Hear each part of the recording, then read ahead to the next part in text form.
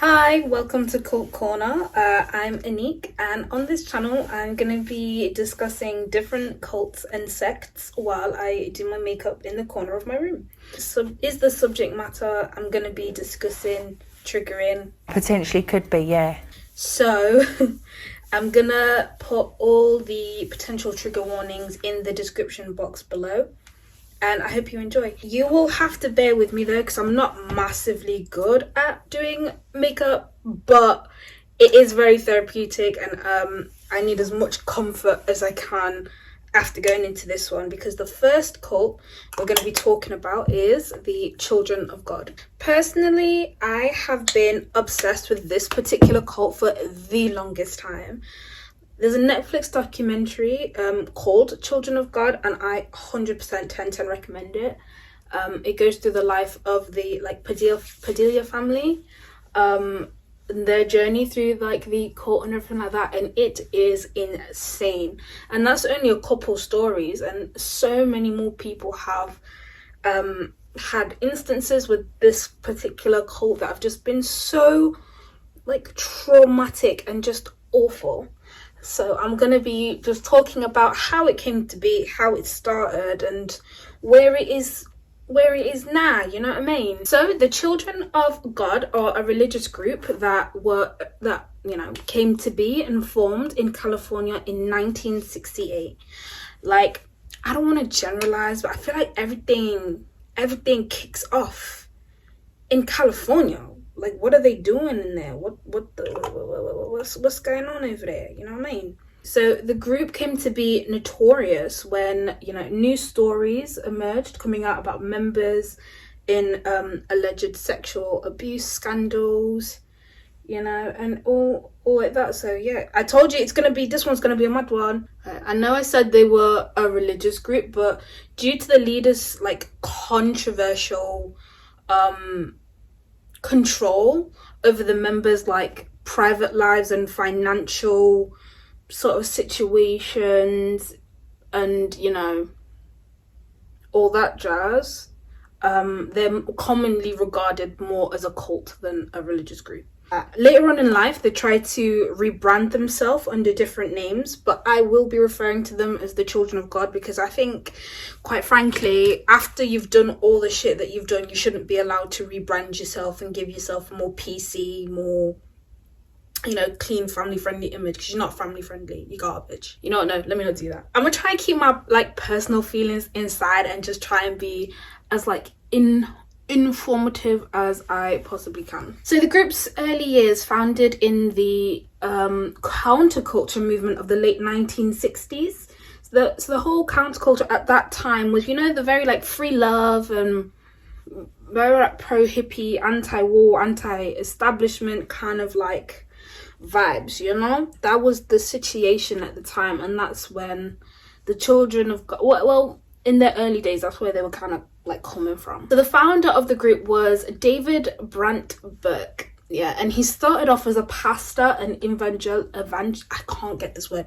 evangelist, okay, for the Christian and Missionary Alliance.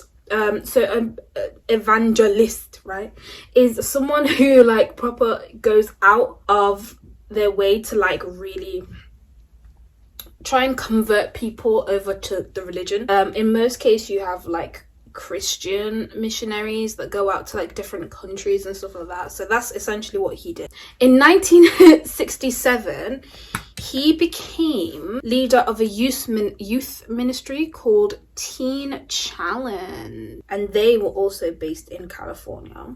Okay, so Berg recruited his group members out of the hippies and outcasts that flocked to California at the time to be part of, the vibe. Get me? This concealer really don't do shit, huh? And so from the people he kind of gathered, from the hippies he gathered, they were mostly very, very young, and he'd use them to, go out in the streets and, evangelize with him. And David Berg really, really preyed upon this movement at the time. So in a book his daughter Linda Berg wrote in 1984, she mentioned how David Berg and he told his whole family at the time to grow out their hair wear baggy clothes, really try and like blend in with the hippies and become one with the hippies. In 1969, David Berg and his family left Teen Challenge with a group of about 50 members and started their own group called Light Club. I don't know why it was called Light Club. I don't know. I've looked into it. I've tried to, because that's such a stupid fucking name. In my opinion, no, keep your opinions to yourself. Eventually, Berg went on the road with his followers and his family. Over an 8-month period, they sort of grew in numbers from about 50 members to 200. People literally like dropped what they were doing and followed this, man with the long hair and the guitar, that was, talking about Jesus, Berg changed his name later on to Moses David and married a second wife, stating that polygamy was sanctioned in the Old Testament, so he could have a couple more wives if he wanted to. It was okay. Jesus said it was fine. He told his followers at the time that God had announced him to be the end time prophet, okay? So the end time was a big thing later on in the cult, where David Berg proclaimed that the world would end and Jesus would come back.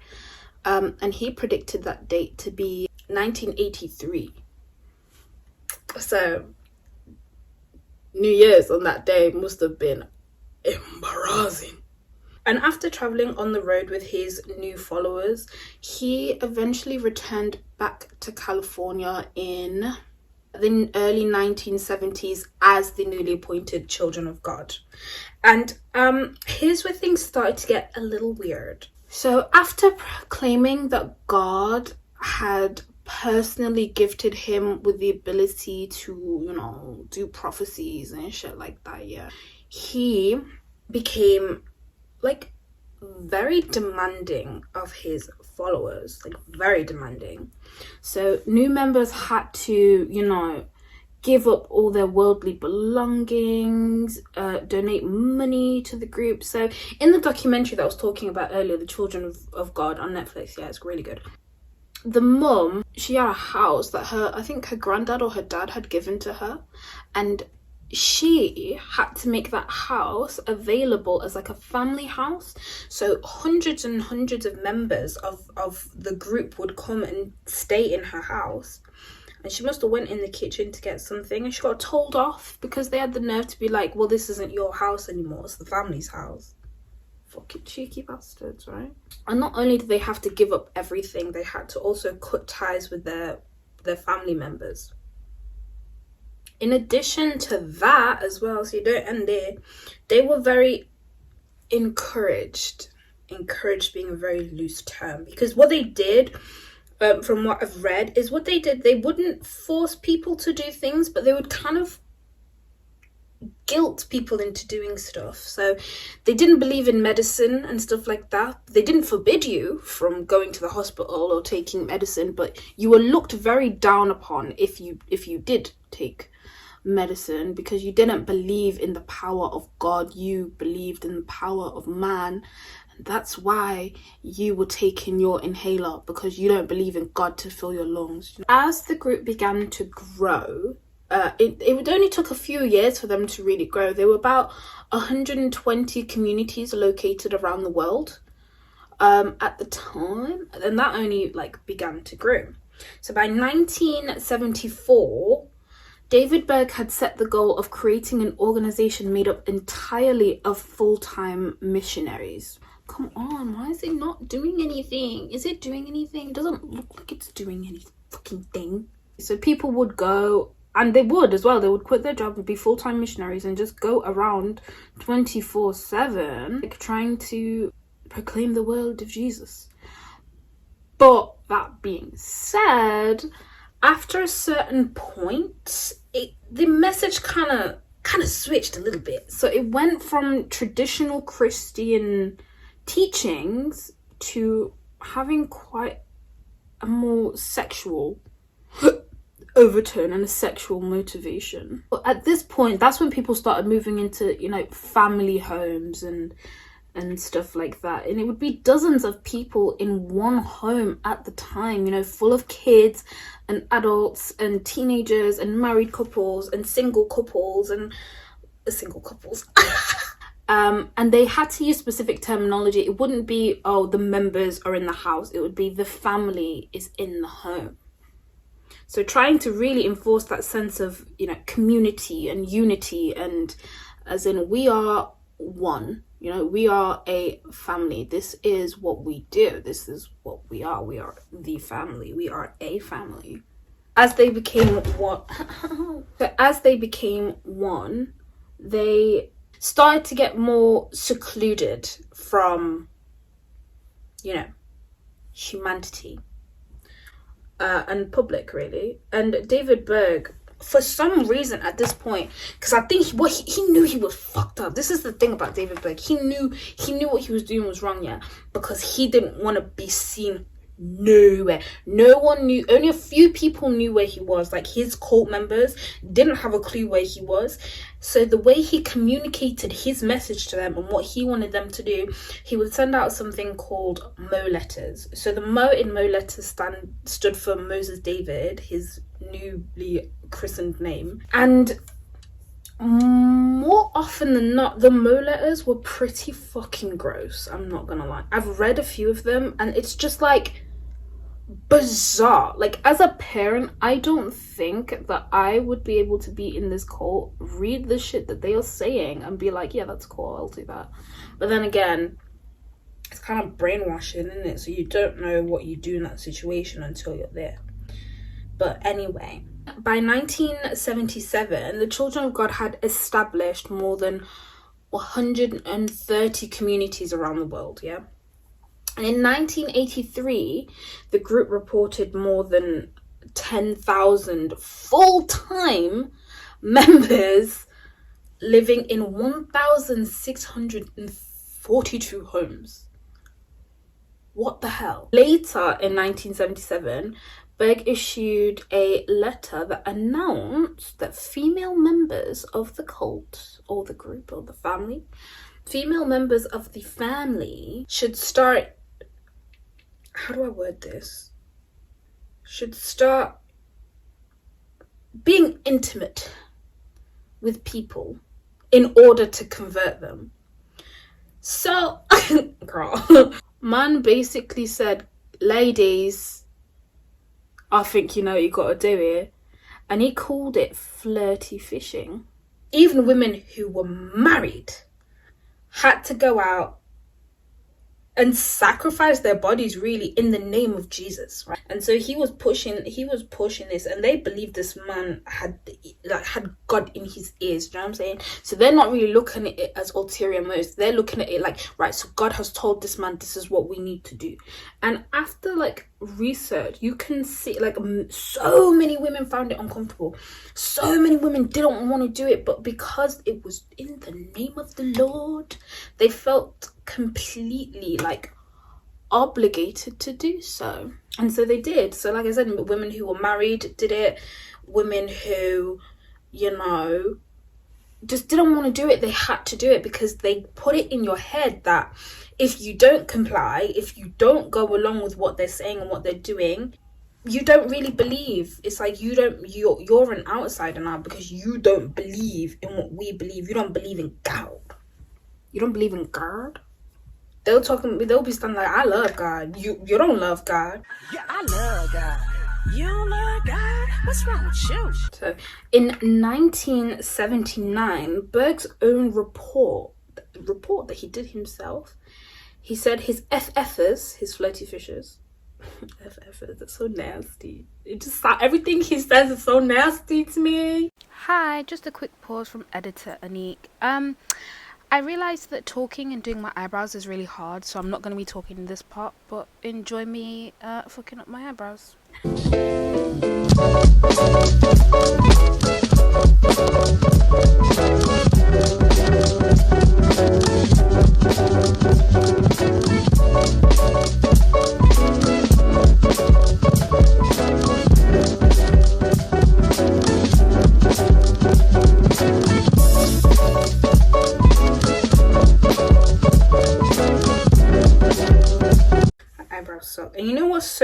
awful. I was so confident. I was like, the rest of the makeup's gonna suck, but the eyebrows are gonna bang. The eyebrows are gonna bang. And they just don't. So in 1979, David Berg issued his own report claiming that his FFers, his flirty fishers, had managed.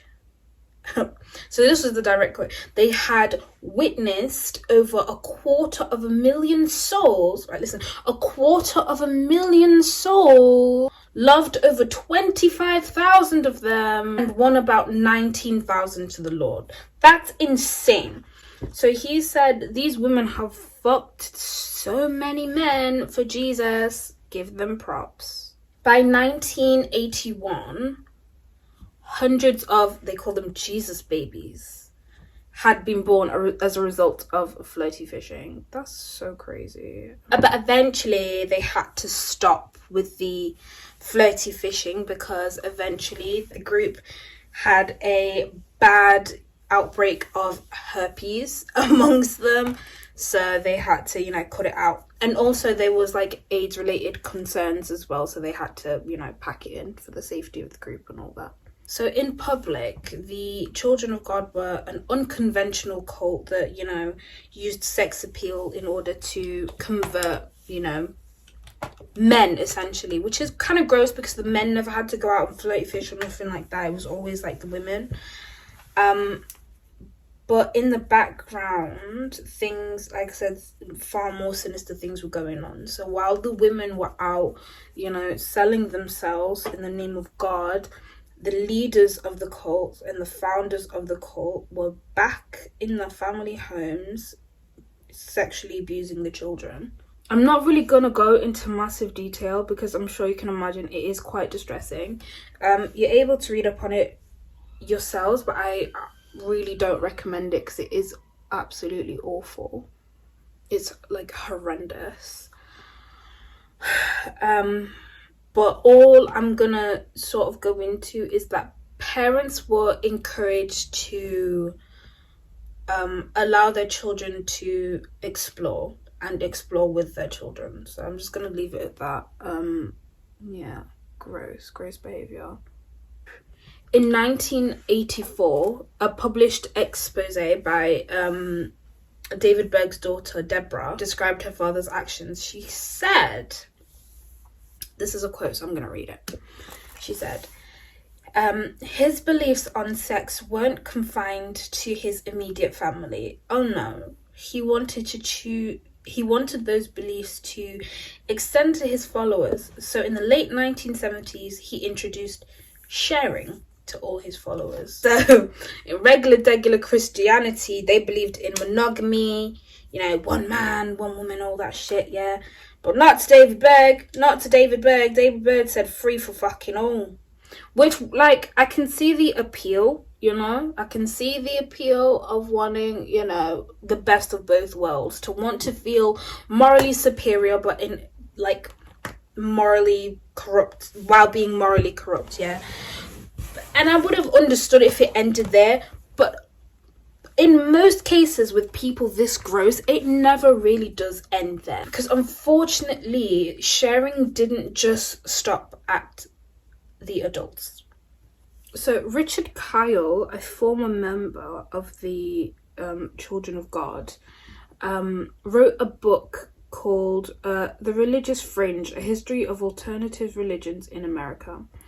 And he wrote about the Children of God, and he said, hang on, it's another quote, so I'm going to read it. The free expression of sexuality, including fornication, adultery, lesbianism, though not male homosexuality because, misogyny, and incest were not just permitted, but they were encouraged. Sorry to drive through. I just threw up in my mouth a bit. So in 1983, and over the next sort of several years, the group began to curtain its sexual activity. So it began to not be as open about it. They do, like to this day, they still share, but that's probably all we know about it now. is that it happens. Child protection rules were instituted in the 1987s, and floaty fishing was discontinued. In 1989, the Children of God issued a press release firmly standing against its, allegations of child sexual abuse, and they publicly condemned the act by saying such offences in their group were excommunicable.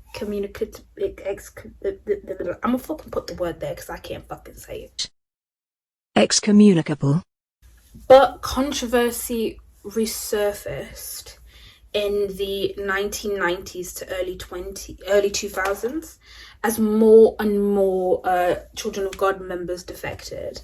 And a really famous case of a defector was Richard Rodriguez. Richard Rodriguez was born to one of David Berg's wives in 1975, where the cult leader adopted him into the personal family. So David Berg had his immediate family, and then he had wives, and then the followers. It was like a layer, it was like a cake. I don't want to call it that because cake's delicious. That's what they was doing, was gross, right? So David, like I said, he had his immediate family and he had his wives. One of the wives had a son, and he adopted that son to come into the immediate family, because some of the kids he had with his other wives, he didn't really do fatherly stuff for them. But with Richard, it was different. So he adopted Richard into the immediate family and declared that Richard was to be his successor. So after he passed away, Richard would become, the Moses David of the group. He would become the new leader. And in doing that, he renamed the child from Richard to Davido. So from a toddler, Richard Ramirez was sexually abused by not only his parents, but by nannies, by every adult that should have been there to protect him was being abusive. But despite his father's prophecy of Richard being the next leader, he defected in 2000.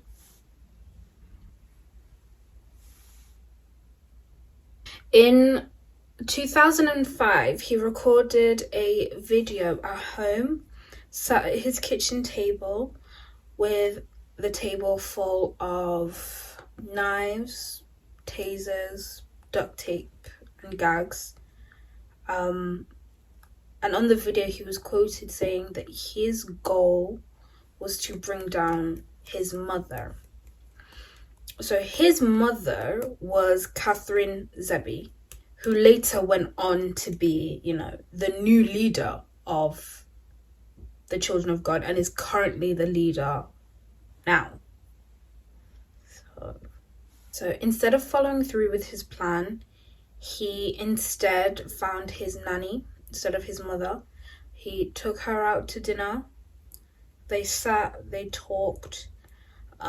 He invited her back to his house, where he proceeded to stab her to death and later went on to take his own life. Though not all the families experienced sexual abuse, defectors who integrate back into mainstream society find it very, very difficult and have to grapple with so many consequences.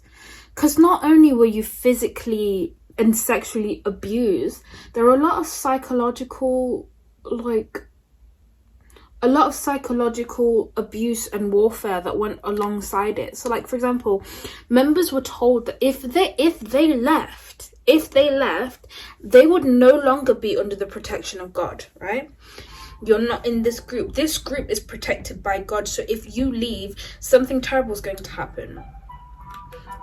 Oh, ice cream man's here. Yeah. And they're just told that bad things were going to happen.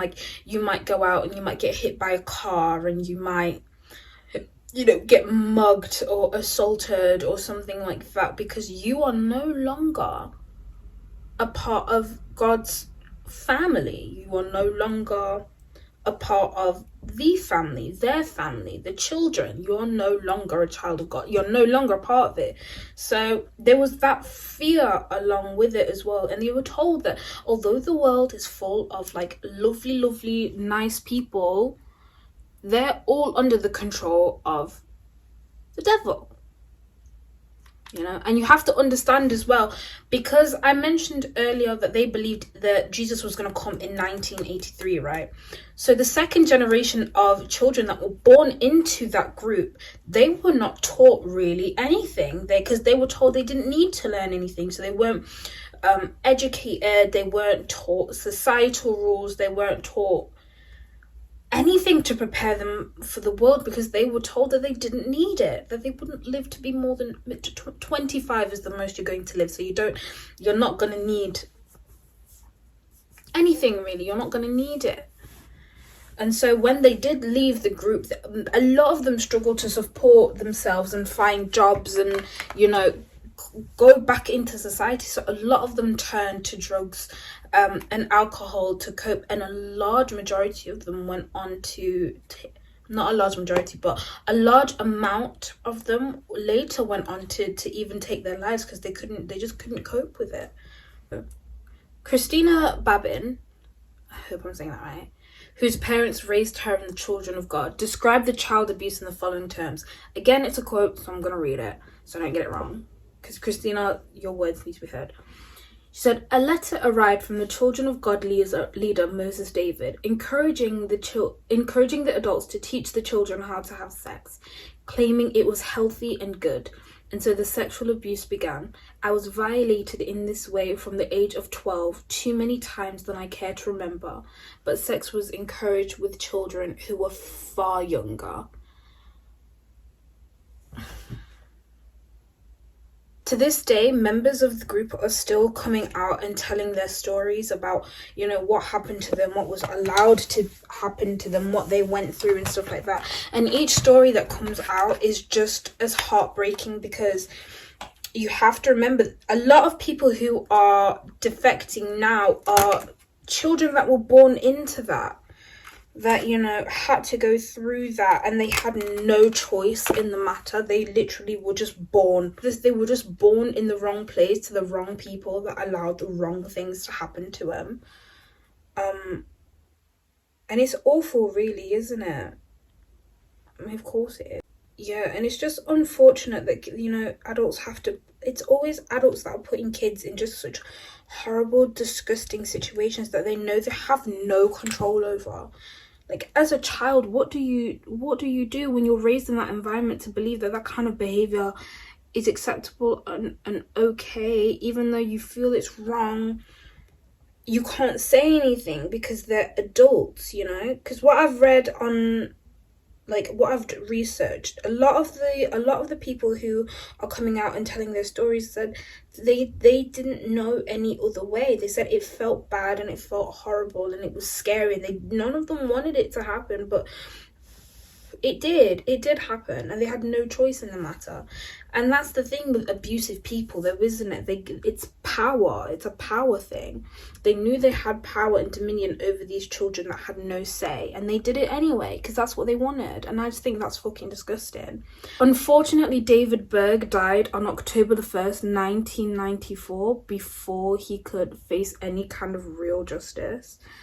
But the thing about David Berg is he knew he was, like, you know, in trouble, because that's why I say he didn't want anyone to know where he was. But at a certain point he became one of the FBI's most wanted people, but he went on the run, and unfortunately he died in Portugal before he could see, like, any consequence of his actions.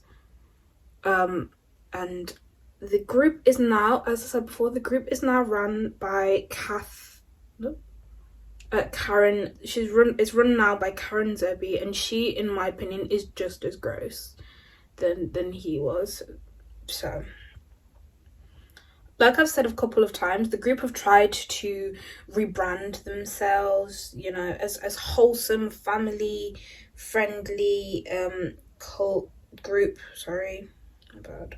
family friendly group that just, you know, goes on missions to, you know, spread the word of the Lord, but it's bullshit, really.